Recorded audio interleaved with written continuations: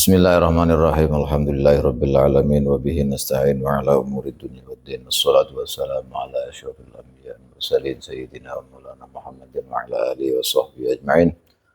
Qala al-muallif rahimahullahu ta'ala wa nafa'ana bihi wa bi ulumihi wa bi ulumina wa bi ulumikum fid dharain amin radhiyallahu anhum ila qala al-babu sadisa asyara fi fadilatiz zakah. Bab yang ke-16 fi fadilatiz zakati, itu menerangkan tentang keutamaan zakat. Zakat itu karena kemarin dijelaskan bahwa bunyal Islam wala khamas syahadati la ilaha illallah wa qamus shalah wa ita'iz zakah wa shaumi ramadan wa hajjil baiti man istata'a ilaihi sabila.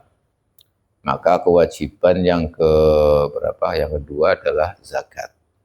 Zakat, kalau dilihat dari makna adalah an-nama. An-nama itu artinya dalam bahasa Jawa mundak, artinya bertambah. Zakat itu artinya bertambah.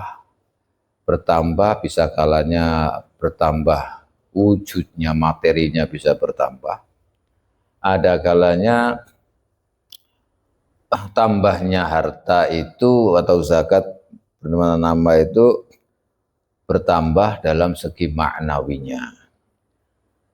Tapi yang paling penting, zakat itu harus kita keluarkan dan wajib. Karena selama harta kita yang wajib dikeluarkan kok tidak dikeluarkan, maka harta yang dimakan kita ini tidak halal 100%. Ini yang harus kita pahami. Jadi kalau misalkan kita punya padi, misalnya yang contoh gampang lah, misalnya kita panenan padi, sudah mencapai 1 nisab, misalnya berapa ton gitu kan, itu kan harus dikeluarkan zakatnya. Kalau sudah dikeluarkan zakatnya, kita bebas, berarti itu milik kita, kita boleh makan, boleh apa semuanya. Tapi selama belum dipisahkan, sebelum dikeluarkan zakatnya, maka yang kita makan dari padi itu berarti bukan punya kita. Separuh atau ada beberapa yang bukan punya kita, kita makan. Makanya harus diketahui kalau itu wajib zakat, maka harusnya dipisahkan dulu. Ini yang kadang-kadang kita nggak tahu. Kalau kita wajib zakat, misalkan padi kita dapat berapa? 1 ton misalnya kan. Misalnya 1 atau 2 ton lah, misalnya 2 ton. Karena nanti nisabnya zakat itu dalam fikih itu dijelaskan secara terperinci. Kalau 2 ton misalnya, kita dapat 2 ton, jangan langsung kita ambil, langsung kita makan. Harus kita pisahkan dulu. Jadi berapa yang harus dikeluarkan? Misalnya 2 sak atau 2 kintal misalnya. 2 kintal ini harus dipilihkan dulu. Nah, ini karena adalah bukan milik kita yang 2 kintal ini. Yang 2 kintal ini bukan milik kita, jangan dicampur. 2 kintal dipisahkan, sisanya kita makan, nggak apa-apa. Karena yang 2 ton ini adalah bukan milik kita ini, bukan milik kita. Tetapi milik orang yang berhak menerima zakat. Ini yang kadang kita nggak mikir ini nih. Yang penting dimakan, nanti tinggal mengeluarkan zakatnya. Jangan.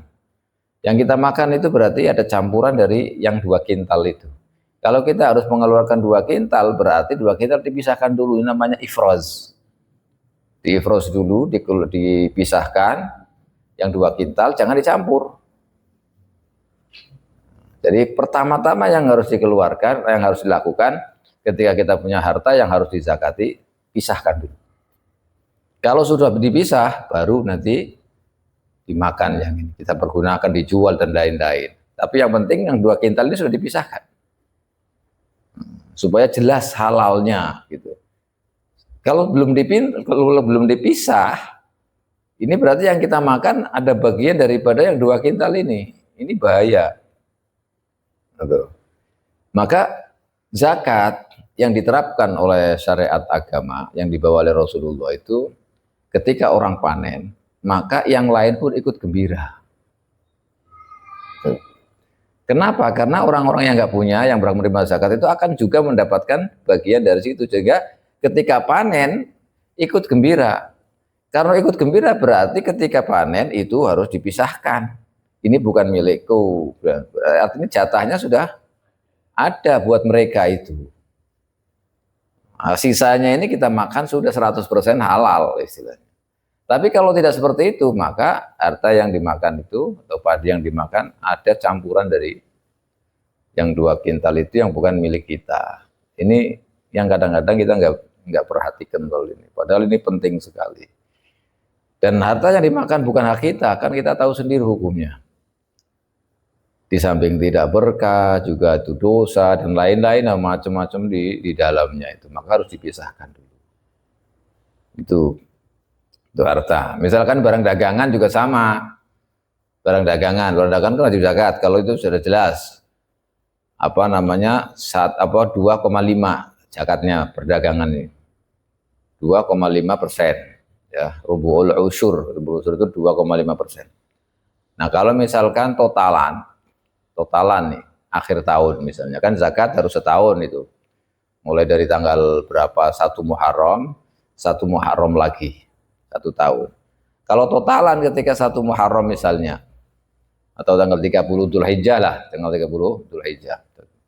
Totalan ada mencapai berapa juta misalnya. Barang-barang yang harus dizakati. Maka kalau sudah totalan begitu harus dipisah langsung. Oh, berarti zakatnya sekian, pisahkan. Sisanya kita kelola lagi. Itu caranya. Jangan nanti nggak bisa, berarti nanti yang dikelola lagi itu masih ada barang campuran. Istilahnya kayak hutang pun tidak jelas, hutangnya sama siapa. Misalnya udah dipakai dulu nggak apa-apa, zakatnya dipakai dulu. Dipakai dulu itu nggak boleh. Kenapa? Karena belum diserah terimakan. Masih campur, diserah terimakan dulu, kemudian baru ya sudah saya masih butuh ini tak pakai dulu, berarti kan hutang istilahnya sama orang yang menerima zakat. Tapi kalau belum ada serah terima atau apa misalnya masih campur, ini nggak boleh. Maka harta yang seperti itu nggak bakal ini, nggak ada berkahnya, pokoknya nggak salah halal 100% dan itu bahaya. Malah bisa-bisa nanti perdagangannya bisa bangkrut dan lain-lain, misalnya hutangnya banyak macam-macamnya karena ini. Makanya ini harus diperhatikan. Nah, zakat itu kalau dikeluarkan zakatnya, harta ini kadang-kadang langsung bertambah. Kalkulasi bertambahnya ketika keluarkan zakat, mungkin sekarang kita mengeluarkan zakat hanya 1 kintal misalnya. Untuk bulan depan, untuk masa yang akan datang bisa-bisa lebih. Dan seterusnya. Ini bisa secara kasat mata bisa seperti itu.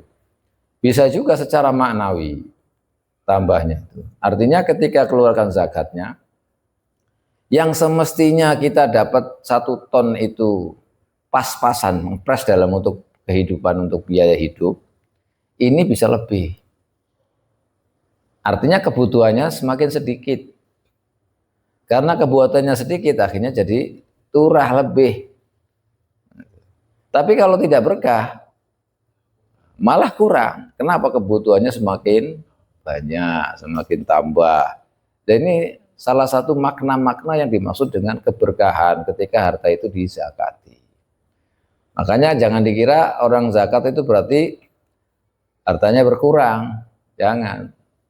Zakat malah pasti bertambah. Orang sedekah juga sama. Orang sedekah bukan berarti nanti zakat hartanya kurang, tak, justru malah sebaliknya akan bertambah. Hanya kadang-kadang kita tidak sadar apakah tambahnya itu tambah secara fisik atau materi itu bertambah atau bertambahnya secara maknawi. Ini makanya ini zakat penting sekali. Tapi kalau tidak punya harta untuk dizakati ya kita nggak wajib, karena itu bagi orang yang mampu, orang yang punya. Kalau nggak punya ya kita nggak wajib berzakat. Qala Nabi sallallahu alaihi wasallam. Dawuh sinten Kanjeng Nabi Muhammad sallallahu alaihi wasallam. Dawuh ngaten az-zakatu tawi zakat iku kontorotun. Kontorah. Kontorah itu kayak jembatan. Kayak jembatan itu. Kontorotul Islam itu jembatannya Islam. Artinya bagaimana? Jadi kita untuk bisa mencapai kesuksesan dalam agama atau tegaknya agama istilahnya. Itu melalui zakat. Kenapa? Seseorang kalau mengeluarkan zakat, jadi zakat itu diibaratkan oleh Rasulullah kayak jisr. Jadi kayak tempat yang bisa dilewati untuk menuju tujuan tertentu. Jadi untuk menuju Islam yang hakiki, maka harus melewati jalan, melalui kontoro, apa itu namanya, jembatan. Maka zakat itu diibaratkan jembatan, kalau nggak ada jembatan nggak bisa lewat. Artinya zakat itu adalah menjaga keseimbangan dalam agama. Agama itu menjelaskan atau mengatur bagaimana kehidupan orang di dunia ini agar semuanya seimbang. Misalnya Allah menciptakan manusia berbeda-beda, ada yang kaya, ada yang miskin, ada yang mampu, ada yang tidak mampu. Maka sebagai keadilan Allah diatur dalam syariat, orang yang mampu harus mengeluarkan sesuatu diberikan kepada yang tidak mampu. Sehingga ada keseimbangan. Bukan berarti nanti orang yang mampu tetap mampu, yang nggak mampu ya tetap nggak mampu, tidak. Semuanya merasakan karena ini merupakan nikmat Allah. Ketika Allah mengutamakan atau memberikan anugerah kepada seseorang, maka seseorang ini ada berkewajiban dia memberikan sebagiannya kepada yang tidak mampu. Sungguh sangat beruntung orang yang punya harta kemudian tetap zakat, tetap sedekah. Kenapa? Karena dia berarti menjadi wakil Allah di muka bumi ini untuk membagi rezeki. Allah yang memberi rezeki, dia yang membagi. Jadi ketika Allah memberikan rezeki kepada orang itu harta banyak, kemudian dia bagikan kepada yang lain, berarti dia wakil Allah di muka bumi ini. Nah, membangun jembatannya itu berarti dia sama saja dia sebagai wakil Allah untuk mengatur diantaranya kemaslahatan yang ada di bumi ini untuk keperluan manusia. Karena sejatinya yang diberikan oleh Allah kepada dia adalah rahmat dari Allah untuk semua manusia. Maka dia kalau melakukan seperti itu berarti dia adalah wakil Allah. Makanya jangan macam-macam. Bagi orang yang dermawan, orang yang betul-betul menjalankan ini berarti dia adalah wakil Allah dalam segi membagi harta. Makanya syariat Islam, syariat yang dibawa oleh Rasulullah itu memang sangat adil dan pas sekali. Masing-masing orang yang punya ilmu wakilnya Allah untuk menyebarkan ilmunya, untuk menegakkan kebodohan, menghilangkan kebodohan, menegakkan keadilan dan lain-lain.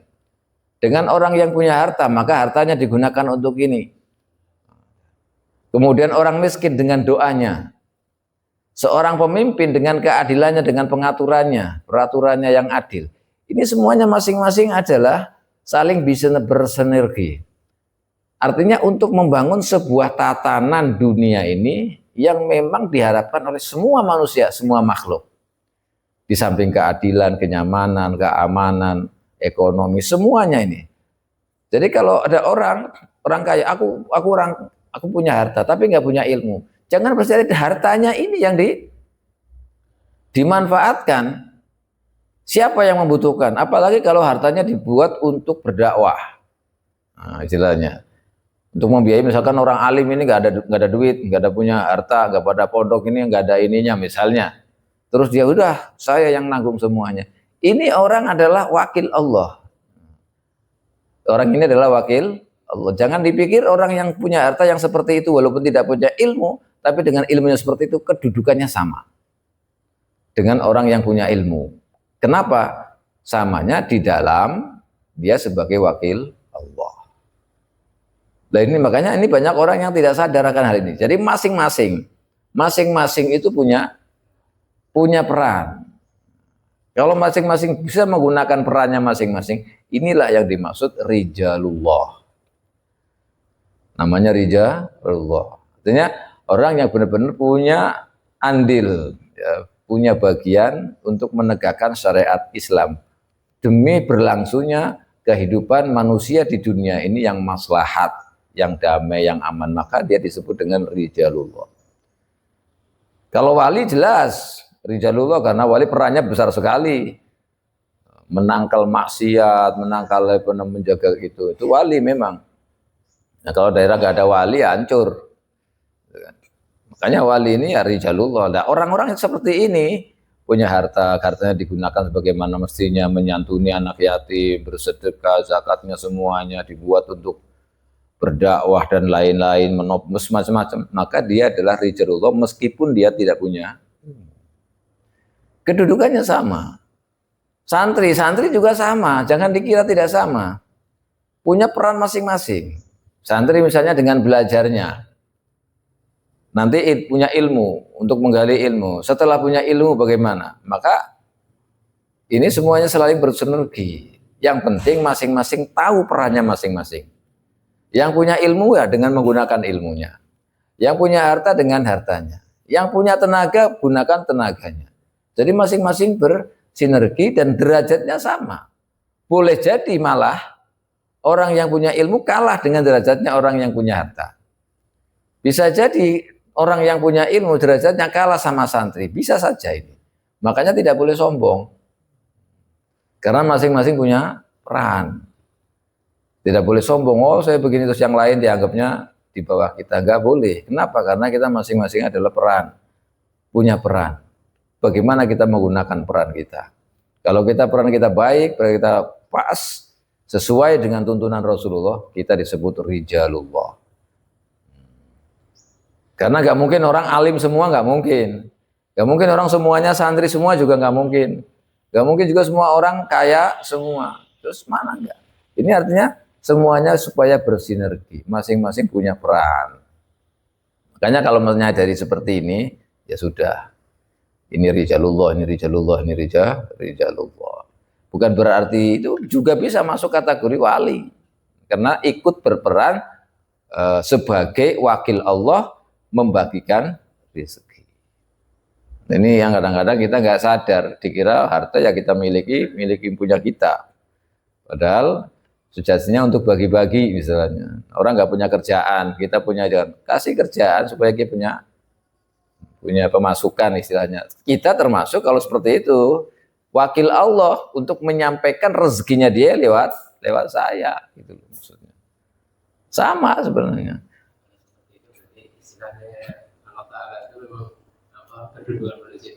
Iya sama, makanya itu kan kemudian ada inna akramakum indallahi atqakum. Masing-masing punya peran. Jadi jangan hati-hati.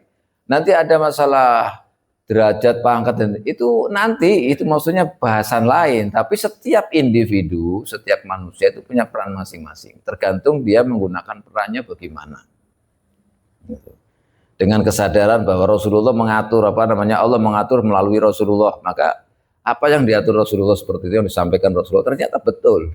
Coba kalau kita sadar, yang punya ilmu berperan sebagaimana yang punya ilmu. Yang punya harta berperan sebagaimana punya harta. Yang santri juga, yang bukan santri sama masing-masing punya peran masing-masing. Aman kita damai, saling mendukung, saling berkolaborasi, istilahnya enak sekali itu. Itu yang diharapkan, yang kemudian menjadikan negara itu baldah thayyibah, negara yang subur makmur, warabbun ghafur. Allah enggak ada yang merasa. Nah, dari sini nih akhirnya tidak ada yang merasa dirugikan, akan damai.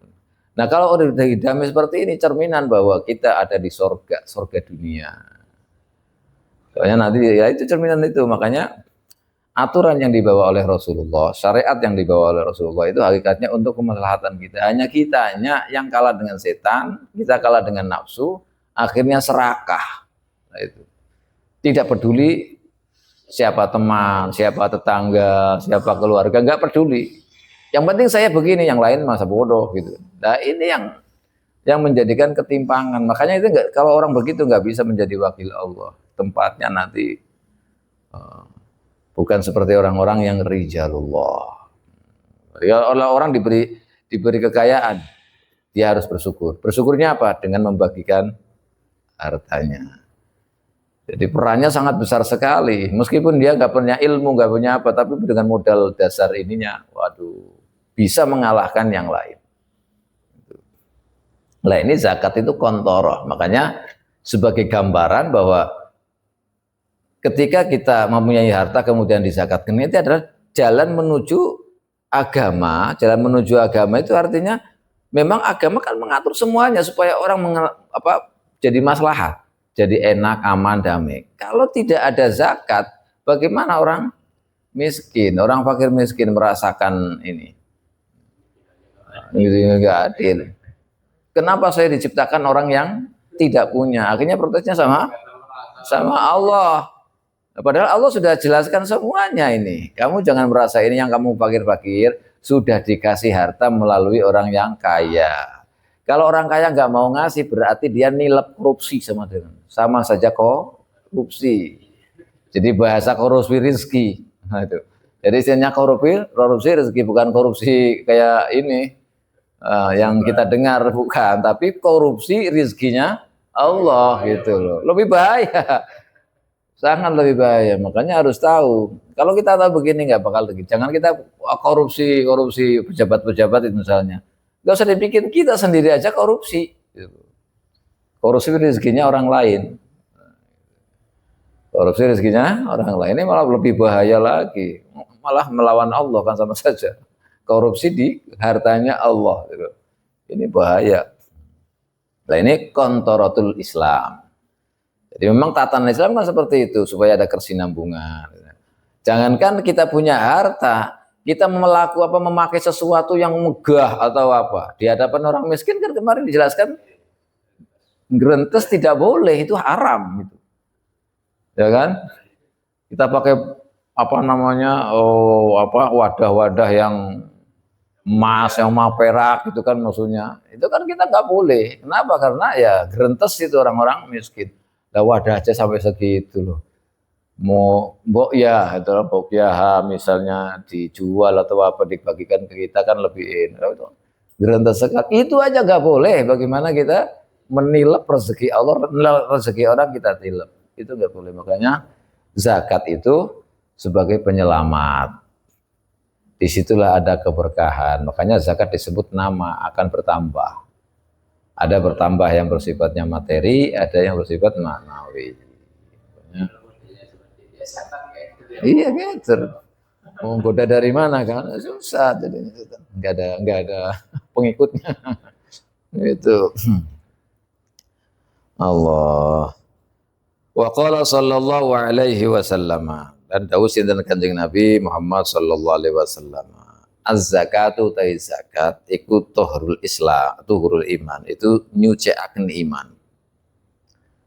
Ya, kalau nggak ada zakat imannya belum suci. Nah, imannya belum suci. Imannya masih kotor. Imannya masih kotor. Ya kenapa? Karena itu tadi, kalau kita memang beriman kepada Allah, dengan kita punya harga pasti dizakati. Kenapa? Karena kalau orang yang beriman itu pasti tidak mungkin korupsi. Tidak mungkin korupsi rezekinya Allah maksudnya. Tidak mungkin korupsi rezekinya Allah. Kalau korupsi berarti imannya nggak suci, kotor, kurang bahkan. Kalau dia beriman, ini rezekinya Allah, ini bagiannya pasti bukan milik kita mesti. Kalau kita nggak keluarkan malah kita bahaya ini. Ini kan berdasarkan iman. Kalau orang beriman pasti mengeluarkan. Kalau orang tidak mengeluarkan berarti orang ini masih ada masalah. Tidak disucikan imannya, bermasalah. Ya kenapa? Karena masih khawatir. Wah ini punyaku, ini mau nilep rezekinya orang. Korupsi rezekinya orang. Ini makanya. Betul, itu ada memang. Ada. Makanya itu tadi. Jadi salah satu ini, kalau zakat itu kan mensucikan iman. Nah, hakikatnya zakat itu kotoran. Hakikatnya.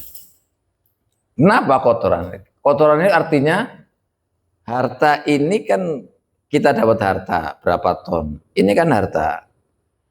Harus disucikan. Harus disucikan. Kalau sudah dikeluarkan zakatnya berarti ini sudah suci. Yang keluar berarti kotoran. Nah ini loh maksudnya. Tapi bukan berarti kotoran itu kemudian kita nggak boleh makan, bukan. Jadi artinya kotoran itu kan ini harta. Kalau belum dikeluarkan zakatnya, zakatnya masih kotor. Kalau sudah kepengen nggak kotor dikeluarkan zakatnya, maka harta ini jadi suci, bersih. Berarti yang keluar adalah kotoran. Ibaratnya begitu, kalau kita nggak keluarkan zakat berarti kita makan kotoran. Jadi maksudnya takutnya nanti yang berpikirannya menerima zakat itu saya menerima kotoran. Loh, bukan begitu. Kecuali begini, kalau keturunannya Nabi, keturunannya Nabi dari Bani Hashim dan Bani Muttalib itu nggak boleh menerima zakat. Kenapa? Karena mereka suci-suci. Innama yuridul yudhiba ankum rizza ahlal baiti wa yutahhirakum tathira. Jadi Allah mensucikan mereka, maka zakat yang statusnya kotoran itu tadi tidak boleh dikasihkan kepada keturunan Nabi, keluarga Nabi. Kenapa? Karena statusnya itu kotoran. Statusnya ini kan tadi disucikan hartanya, berarti ini kan keluar kotorannya. Maka ini tidak boleh Kenapa? Karena oleh ulama dijelaskan, karena keluarganya Nabi itu dapat bagian bukan dari zakat, dari rampasan perang, 1/5 dari rampasan perang misalnya.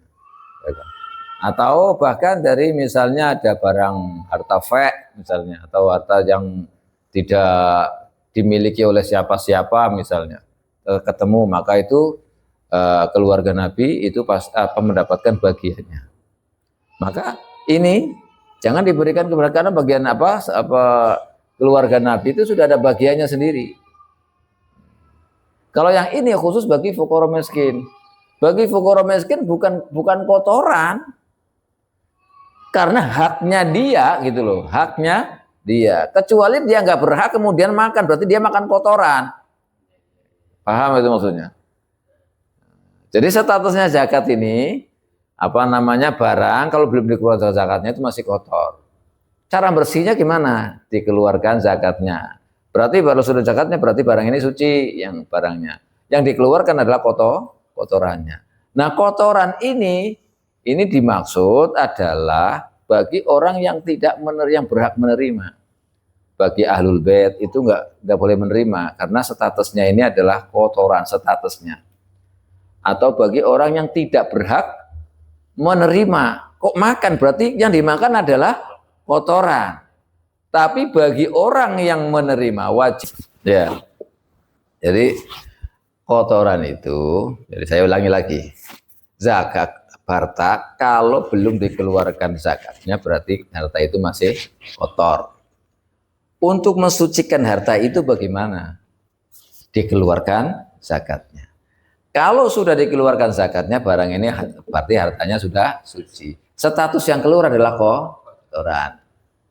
Nah, setelah kotoran ini adalah bagi orang yang tidak berhak menerima. Ahlul bait nggak berhak menerima, berarti kotoran bagi orang yang kaya, orang yang ini juga tidak boleh menerima. Kalau dia makan berarti makan kotoran. Tapi bagi orang yang menerima, fakir miskin, golongan 8 itu bukan kotoran. Sudah haknya, memang haknya dia gitu loh. Memang dia makannya rezekinya dari situ. Nah, kalau nggak begitu enak saja kita mengatakan bahwa orang miskin, orang fakir miskin itu makannya makan kotoran. Hina sekali. Bukan itu. Jadi bagi orang yang tidak berhak jangan makan karena itu kotoran. Bagi mereka, tapi kalau orang yang berhak bukan kotoran lagi, enak malah justru rezekinya dia. Harus menerima harus menerima karena dia memang haknya dia. Kalau nggak menerima dia salah. Kecuali dia memang istighna, sudah kita rela nggak makan apa-apa juga, maksudnya hidup begini saya rela nggak usah makan zakat misalnya, nggak apa-apa, itu hak dia. Tapi aslinya dia hak dia, udah. Tapi kalau dia misalkan, udah saya masih cukup, meskipun dia nggak punya, saya masih ini kasihkan ke yang lain. Ini namanya dalam istilah kita wa mayyuqa syuha nafsi, al-isaru bil ghair. Jadi kita mendahulukan orang lain daripada dirinya sendiri. Ini termasuk amalan yang sangat hebat sekali. Jadi orang miskin jelas-jelas nggak mampu. sudah nggak mau dikasih zakat, suruh diberikan yang lebih, yang temannya yang membutuhkan. Ini hebat sekali, amalan yang paling bagus sekali. Jangan dibilang kotoran, dibilang kotoran lagi. Ini amalan yang bagus sekali. Itu namanya apa namanya? Walau kana bikin khososo, artinya dia menerima apa adanya walaupun dia sangat menderita sekali. Dan ini sering dilakukan oleh para sahabat. Ketika ada pembagian apa, sahabat nggak mau, aku nggak ini dah, kasihkan ke ini saja. Kasihkan, itu banyak sekali, itu amalan yang paling berat. Iya dia. Siapa yang nggak mau? Sudah di depan mata dan saya butuh, misalnya kita jelas butuh, kok malah dikasihkan orang lain. Ini yang paling hebat, banyak amalan yang susah sekali, itu namanya al-itharu bil ghair, mendahulukan orang lain. Oh, itu berat sekali. Jadi harus paham. Zakat itu kotoran, ya benar, tapi harus paham bahwa kotoran itu bagi orang posisinya, bagi orang yang tidak berhak menerima. Tapi kalau yang berhak menerima ya bukan kotoran, masa orang apa namanya makan kotoran, kasihan sekali. Kamu makannya kotoran terus. Semakin hina, sudah miskin dihina. Sudah nggak punya, dihina. Kapan bahagianya di dunia ini? Enak aja, makanya harus dipahami. Sudah sampai di sini ya. Apa namanya, mudah-mudahan kita diberkahi oleh Allah, bermanfaat, difoto oleh Allah Subhanahu wa taala. Amin ya rabbal alamin. Wallahu a'lam bishawab.